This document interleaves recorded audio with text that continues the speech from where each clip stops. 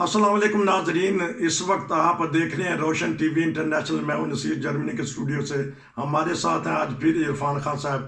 नाजरीन, कल जो इन्होंने तबसरा किया है जो हालात हाजरा पे, पूरी दुनिया से मैसेज आ रहे हैं, ऑस्ट्रेलिया से, कनाडा से, नॉर्वे से, जापान से, पाकिस्तान से, हर जगह से। अभी थोड़ी देर पहले किसी ने यूट्यूब चैनल पे कमेंट्स किए हैं, वहाँ जाके देख लिया करें। तो क्योंकि हमें इतना वक्त नहीं होता, मैं नाम लेना शुरू करूंगा तो इतने सारी लिस्ट है कि बहुत सारे हमारे मुअज़्ज़ज़ सामीन हैं, नाजरीन हैं, और यूट्यूब चैनल वाले जो मालिकान हैं वो भी कहते हैं कि हम कुछ हो या ना हो, इरफान खान साहब का तबसरा लाजमी सुनते हैं।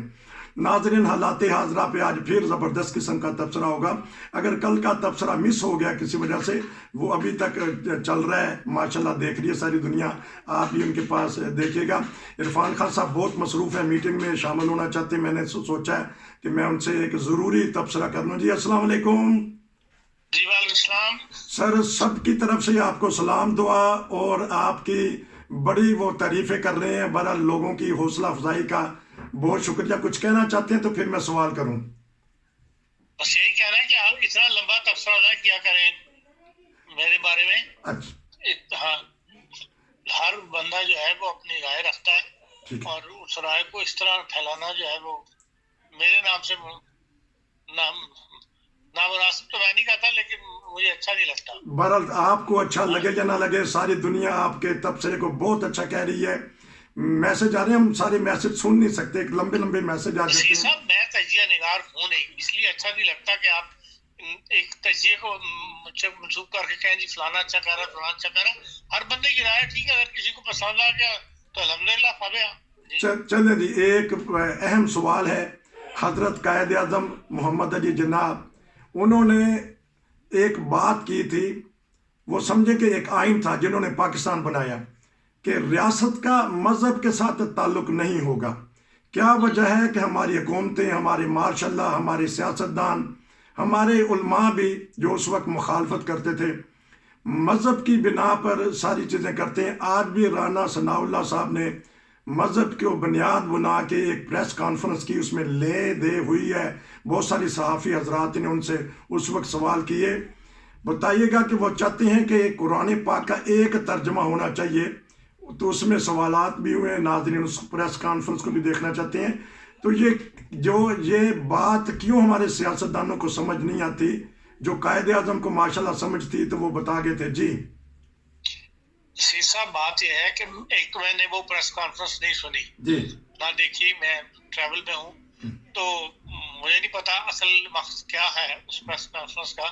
लेकिन जो एक अरसे से पाकिस्तान में माहौल बन रहा है, उसी पस मंजर में उन्होंने बात की होगी, और उसी को सामने रखते हुए मैं अपनी राय पेश कर देता हूँ। ये तजिया तो नहीं है, बहरहाल एक राय है। बात यह है कि पाकिस्तान, आपने कायद आज़म से बात शुरू की है, कुरान करीम तो 14 साल से चल रहा है, और पाकिस्तान को खाली अकेला इस्लामी मुल्क नहीं है, 57 मुल्क जो है वो OIC के मेंबर हैं। क्या वहां भी कभी इस किस्म के सवाल उठे हैं जिस किस्म के सवाल पाकिस्तान में उठते रहते हैं, इस्लाम से मुतल्लिक, इस्लामी तालीमात से मुतल्लिक? अब कुरान करीम के पीछे पड़ गए हैं, और उसके तर्जुमों से को बुनियाद बना के वो नई से नई बातें जो है वो शुरू हो गई हुई हैं। वो इस्लामी मुल्क इस किस्म की हरकतें नहीं करता जो हरकतें पाकिस्तान में हो रही हैं। इसकी बैकग्राउंड जो है उसमें जाना चाहिए कि इसकी क्या वजूहात है। पाकिस्तान के अंदर 74 साल हो गए, 75 साल पाकिस्तान को बने हुए। हमेशा से तमाम मकादमे फिक्र जो है उन्होंने कुरान करीम के तर्जमे किए हैं, लोगों ने पढ़े हैं। मैं खुद एक इल्मी घर से ताल्लुक है, चाहे मैं आलिम नहीं, लेकिन मेरे वालिद के पास पाकिस्तान में बेपनाह उलमा के तर्जमे मौजूद थे, और वो उससे इस्तेफादा करते थे। और हर आलिम, मतलब जितने भी मकातब फिक्र हैं, उन सब ने अपने अपने तर्जमे किए, और कभी किसी को इतराज नहीं था। असल में तो ये एक सोच डेवलप की जा रही है पाकिस्तान के अंदर कि भाई वो कुव्वतें जो ये कहती हैं कि भाई पाकिस्तान के अंदर CNC भी होगा, सिपा सलार भी होगा, जो वो भी सुन्नी होगा, दूसरा हमें बर्दाश्त नहीं। ये वो कुव्वतें हैं जो एक पाकिस्तान को اندر اس قسم کی حرکات جو ہے وہ کرواتی ہے، ٹھیک اور یہ صرف شیعوں کو دبانے کے لیے یہ اس قسم کی حرکتیں کی جا رہی ہیں، جو اس سے بھی شیعوں سے بھی چھوٹی کمیونٹیز ہیں۔ آپ نے ایم یو کے خلاف بہت ساری پابندیاں لگائی، اخبارات بند کیے، قرآن کریم کی طباعت بند کی، سب کچھ کیا، کوئی کسی نے آواز ایم یو کے فیور میں نہیں اٹھائی، لیکن ایم یو بیچارے خاموش ہو کے بیٹھ گئے، اس لیے کہ تعداد مقابلہ کرنے کی قوت نہیں رکھتے۔ شیعہ کو مقابلہ کرنے کی قوت رکھتے ہیں تو اس کے لیے یہ شیعوں کی عالم کا نام لے کے اسے کسی تفسیر کو پابندی نہیں لگا سکتے۔ اس لیے انہوں نے یہ نیا چال چلی ہے کہ یہ متفرقہ ترجمہ جو ہے وہ کیا جائے گا، جو حکومت کی طرف سے اعلان کر دیا جائے گا کہ جی یہ متفرقہ ترجمہ ہے۔ جس طرح کہتے ہیں جی حکومت اعلان کر دی جی یہ چاند دیکھ لیے تھے، اس تاریخ کو چاند جو ہے یہی حلال عید ہے۔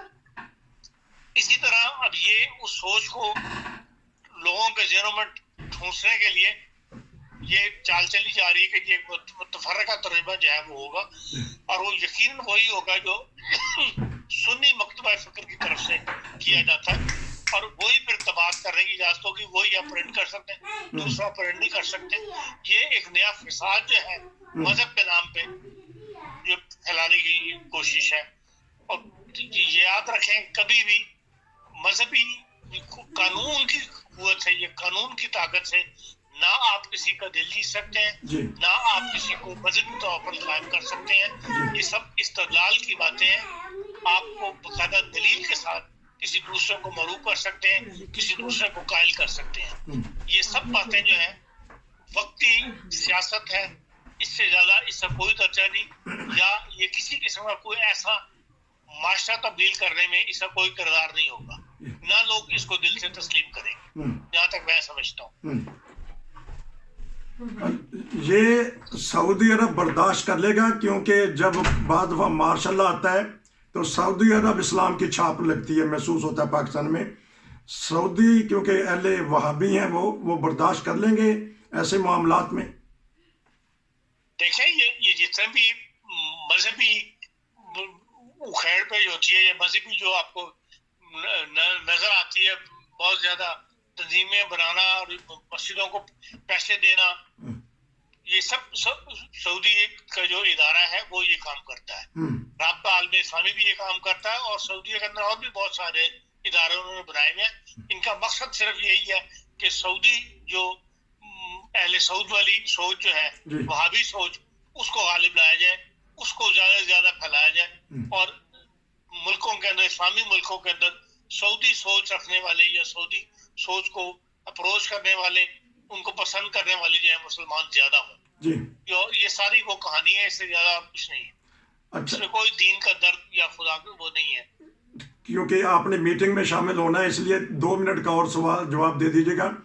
جو کل خط جاری کیا ہے طالبان نے، اٹیک کیا انہوں نے ڈائریکٹ نون لیگ کو اور پیپل پارٹی کو، آیا یہ تھریٹ جو سا ہے یہ پورے ملک کی سیاسی جماعتوں کو مل گیا ہے؟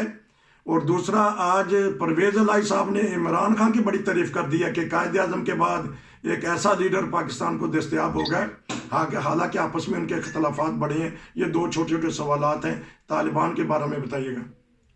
نہیں تو قائد اعظم کے بعد اگر عمران خان ہی ان کا لیڈر ہے تو اس کی بات مان لیں، پنجاب اسمبلی توڑ دیں، کیوں نہیں توڑتے؟ اچھا، یہ سب سیاست ہے، کوئی کسی کا ہمدرد نہیں۔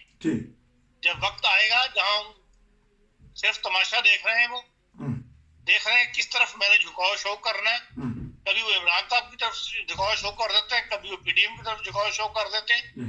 اس لیے ان کی کسی بات کا، ان کی کیا کسی بھی پاکستان کی سیاستدان کا، خصوصاً جو پنجاب کے سیاستدان ہیں، ان کی کسی بات کا کوئی اعتبار نہیں ہوتا، اس سے کوئی نتیجہ نہیں نکالنا چاہیے، جہاں تک میں سمجھتا ہوں۔ طالبان اگر اتنے وفادار ہوتے تو اب تک اسمبلی ٹوٹ گئی ہوتی۔ عمران خان صاحب خود اپنی بات پہ قائم نہیں ہے، 3 دفعہ تو اعلان کر چکے ہیں وہ اسمبلی توڑنے کا، تو ٹوٹی آج تک نہ صوبہ سرحد کی اور نہ پنجاب کی، اور نہ ٹوٹے گی۔ سب کی تنخواہیں لگی ہوئی ہیں، قومی اسمبلی میں جاتے نہیں ہیں، تنخواہیں لے رہے ہیں۔ یہی ایک بہت بڑی وہ مثال ہے ان کے لیے کہ بھئی اگر آپ کو اتنا ہی وہ ہے تو پھر آپ قومی اسمبلی میں تنخواہ بھی نہ لیں، جب آپ جاتے نہیں ہیں، تنخواہیں سب وصول کر رہے ہیں، اور ویسے چھوڑ ڈالے جاتے ہیں کہ جی ہم قومی اسمبلی سے استعفیٰ دے دیں گے، اسمبلی سے استعفیٰ دے دیں گے۔ یہ سب بھیڑ چال ہے. طالبان کے خط کے بارے میں کل بھی آپ نے وہ ذکر کیا تھا, اب تو ذکر ہی اس بات کا ہو رہا ہے کہ تھریٹ آ گئے. انہوں نے خط کے اندر جو الفاظ استعمال کیا نا, مخاطب انہوں نے بیان کیونکہ بلاول کا ہے جی اور نون لیگ کا ہے, نون لیگ سے مراد شہباز شریف صاحب کا ہے کیونکہ انہوں نے بیان دیا ہے, لیکن وہ تھریٹ جو ہے وہ پاکستان کی حکومت کو ہے, حکومت میں کوئی بھی ہو, جی, اور وہ پاکستان کے لیے وارننگ ہے, پورے پاکستان کے لیے, پاکستان کی سیاسی جماعتوں کے لیے, پاکستان کی قومی سلامتی کے لیے کہنا چاہیے کہ یہ ایک قسم کی وارننگ ہے. اور جس کا رزلٹ آپ نے دیکھ لیا کہ انہوں نے جو خانے وال کے اندر جس کو مارا ہے, نوید نام کے انسپیکٹر, اس کو ISI کے ڈائریکٹر کو, اس کی تفصیل جو شائع ہوئی ہے, اس سے تمام بڑے بڑے مارکے جتنے بھی طالبان کے خلاف ہوئے ہیں, جس میں گیلانی صاحب کا بیٹا جو انہوں نے اغوا کیا تھا اس کا بھی لنک اسی نے نکالا تھا. اس کے علاوہ 3-4 لنک جو انہوں نے طالبان نے کاروائیاں کی تھی ان کے جو تفتیش کی تھی اور ان تک پہنچا تھا کہ یہ طالبان نے حملے کیے, وہ یہ نوید سیال صاحب جو نوید بہرحال کے نام میں آتا ہے ان کا تھا. اور اس کا مطلب ہے کہ ان کے پیچھے لگے ہوئے تھے اور وہ پوری طرح دوبارہ اسی پرانے ڈگر پر آ گئے ہیں طالبان والے, اور اسی طرح ایکٹیو ہو گئے, اور پاکستان کی سلامتی کے لیے انہوں نے ایک چیلنج جو ہے وہ خط کے ذریعے بھجوا دیا. خط کے ذریعے عرفان خان صاحب بتا رہے ہیں کہ پاکستان کی سلامتی کا جو انہوں نے کیا ہے کہ وارننگ دے دی, الٹیمیٹم دے دیا ہے, کیونکہ آپ بڑا مصروف ہیں. آپ کا بہت شکریہ. انشاءاللہ ہم آپ سے اور تبصرہ لیں گے. کل تک نصیر کو اجازت دیجیے. دیکھتے رہیے روشن ٹی وی انٹرنیشنل. پھر ملیں گے. السلام علیکم.